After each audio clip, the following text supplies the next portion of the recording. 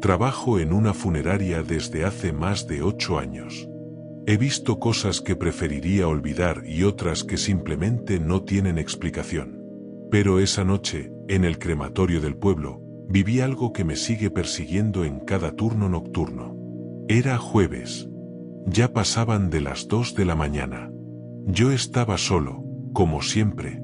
La funeraria donde trabajo se encarga de los servicios completos, pero el crematorio está en las afueras. Por cuestiones de permisos, solo podemos realizar cremaciones después de las 6 de la tarde. Esa noche tenía 3 cuerpos por cremar, pero ya estaba agotado. El último era el de una joven, no debía tener más de 30 años. Según el acta de defunción, falleció por complicaciones de cáncer. Su cuerpo era delgado, frágil, pero en cuanto intenté levantarla, fue como si me enfrentara a una tonelada de cemento. Intenté moverla con cuidado, como siempre hago, pero no se despegaba del ataúd. Pensé que era el cansancio acumulado. Busqué el tecle, una especie de grúa manual que usamos para casos difíciles. Lo enganché con precisión, lo accioné, y nada. Ni un centímetro. Recordé lo que dicen los viejos del oficio: cuando un cuerpo no quiere irse, se hace más pesado. Nunca le di importancia a esas frases. Hasta esa noche. Después de casi 40 minutos luchando, logré moverla. La deslicé al horno con dificultad. Tenía los brazos temblando, el uniforme empapado en sudor. Como acostumbro, antes de cerrar la compuerta, me detuve un segundo.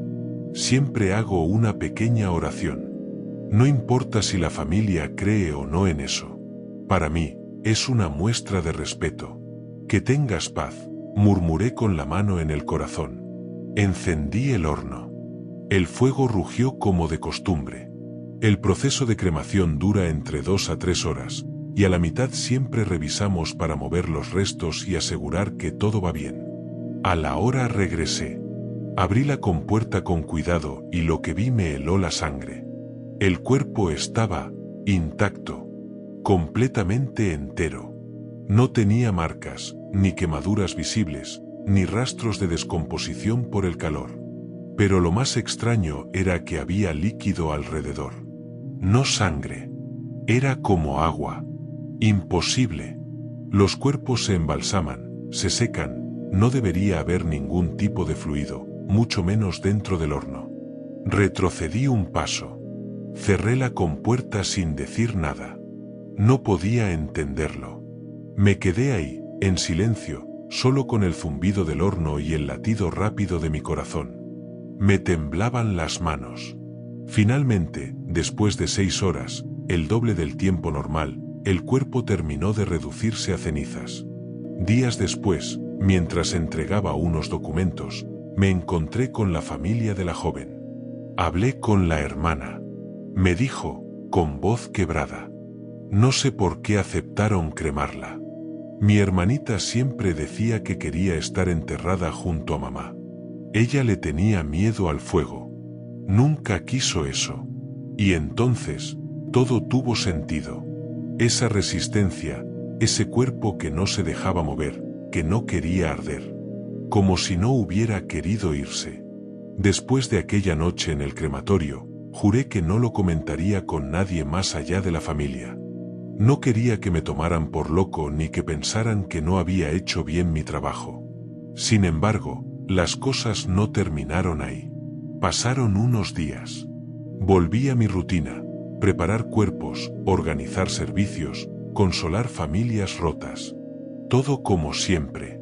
Hasta que empecé a notarlo. Primero fueron cosas pequeñas. El interruptor del baño se activaba solo. Luces que dejaba apagadas al salir, encendidas al volver. Pensé que era un fallo eléctrico, así que llamamos a un técnico. Revisó todo y dijo que estaba en perfecto estado. Probablemente humedad, comentó. Pero no veo nada fuera de lugar. No le di importancia, hasta la noche del jueves siguiente. Esa noche me tocó turno doble. Me quedé solo, nuevamente, en la funeraria. A eso de las 2:30, Mientras hacía inventario en la oficina, sentí algo.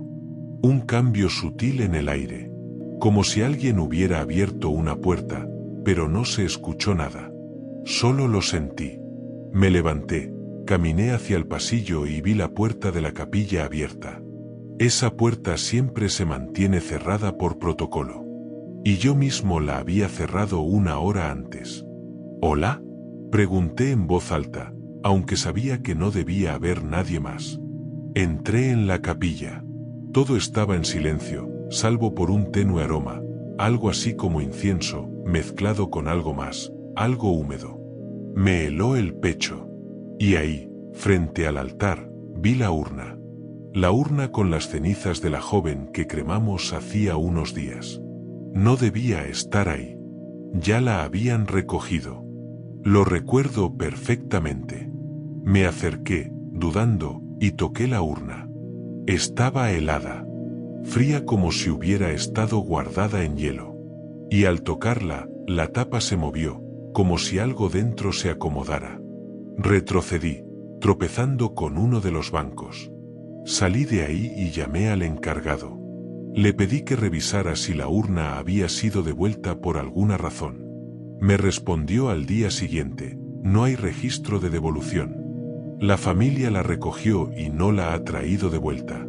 Entonces, ¿qué era lo que vi? Esa noche soñé con ella. La vi parada frente al crematorio, con el cabello mojado, los pies descalzos, la bata del hospital aún puesta. Me miraba con tristeza, como si quisiera decirme algo, pero sin voz. Solo su mirada, inmóvil, fija. Me desperté empapado en sudor. Revisé el celular, 3:03 de la madrugada. 3 días seguidos soñé con ella. Cada noche más cerca. Cada noche más nítida. Hasta que, en el último sueño, me habló. No me querían quemar. ¿Por qué lo hiciste? Desperté con el pecho oprimido, las manos frías y la misma frase repitiéndose en mi mente. Después de tantas noches sin dormir, decidí que necesitaba salir de la ciudad. Unos días fuera, lejos de la funeraria, lejos del crematorio y de ella. Mi prima me ofreció quedarme en su casa, en un pueblo tranquilo cerca de una laguna llamada Bacalar. Acepté. Llegué un jueves por la tarde. El clima era cálido, el lugar tenía un silencio que casi podía escucharse. Me senté en el muelle mientras el sol bajaba. Por primera vez en mucho tiempo, sentí algo parecido a paz. Mi prima, Silvia, me dijo que no nadara por la noche. Dicen que no es seguro, me advirtió con una sonrisa nerviosa. Pensé que se refería a la fauna o a las corrientes. Pero luego bajó la voz y agregó: a veces se aparece una niña, mojada, con los pies descalzos. No le hables si te llama. Me reí. Pensé que era una leyenda local, como tantas otras. Pero esa misma noche entendí que no era una simple historia. Pasada la medianoche, no podía dormir. Salí al porche y caminé hasta el muelle. Me senté al borde, dejando que el aire me despejara la mente. Todo estaba en calma. El agua, lisa como un espejo. Ni una brisa. Y entonces la vi. Una figura pequeña, a unos 5 metros del muelle. Flotando. Una niña. Tenía el cabello largo, pegado al rostro por el agua. Me miraba fijamente. Sus labios se movían, pero no escuchaba sonido. Me incliné un poco más, tratando de entender. Fue entonces cuando, sin mover los brazos, se acercó. No nadaba. No caminaba. Simplemente, estaba cada vez más cerca. Me puse de pie, paralizado. La niña me habló. Esta vez sí la escuché. ¿Por qué no me ayudaste? Mi garganta se cerró. No podía responder. Ella alzó una mano, señalándome. El agua comenzó a agitarse a su alrededor, pero su cuerpo seguía quieto. Tú la quemaste, tú la encerraste. Volví corriendo a la casa, cerré la puerta y me aseguré de que todas las ventanas estuvieran bloqueadas. Silvia me encontró temblando, pálido. Le conté lo que vi. Ella asintió en silencio. La historia dice que una niña murió ahogada aquí hace muchos años. Su cuerpo se perdió por días, y cuando lo encontraron, ya no era ella. Desde entonces, se aparece. A veces sola. A veces, trayendo algo con ella. Esa noche no dormí. Ni la siguiente. Porque al tercer día, ella volvió. Pero esta vez, no estaba sola. Al tercer día de mi estancia en casa de Silvia, algo cambió. Durante la mañana, traté de actuar con normalidad. Caminé por el pueblo, fui al mercado y hasta ayudé a mi prima a limpiar la terraza. Pero por dentro, mi mente seguía en aquella figura del agua, en su mirada fija, acusadora, y en esa frase, tú la quemaste. Esa noche llovió. El cielo se oscureció de golpe, y los truenos parecían sacudir la tierra. Silvia se había ido a dormir temprano, pero yo seguía en la sala, bebiendo café frío, mirando por la ventana empañada. No podía evitarlo. Sentía que si dejaba de mirar, algo se iba a aparecer. A las 2:07 de la madrugada, escuché un golpe seco en la puerta trasera. No era el viento. No era la lluvia. Me acerqué, lento, con el corazón retumbando en los oídos. No abrí. Solo me asomé por la cortina. Y ahí estaba. Una silueta. Pequeña. Quietísima, empapada, con el cabello cubriéndole el rostro. Pero esta vez, no era la niña. Era otra figura. Más alta. Parecía un adulto. Un hombre. El rostro, por momentos, parecía tener partes borrosas, como si el agua lo distorsionara. Pero sus ojos brillaban. Negros. Huecos. Profundos. Quise gritar, pero algo me detuvo. Fue entonces que escuché su voz. No venía de la puerta. Venía de dentro de la casa. Ella no se quería ir, y tú la obligaste. Me giré de golpe. El espejo del pasillo reflejaba algo detrás de mí. Pero cuando me volteé, no había nada.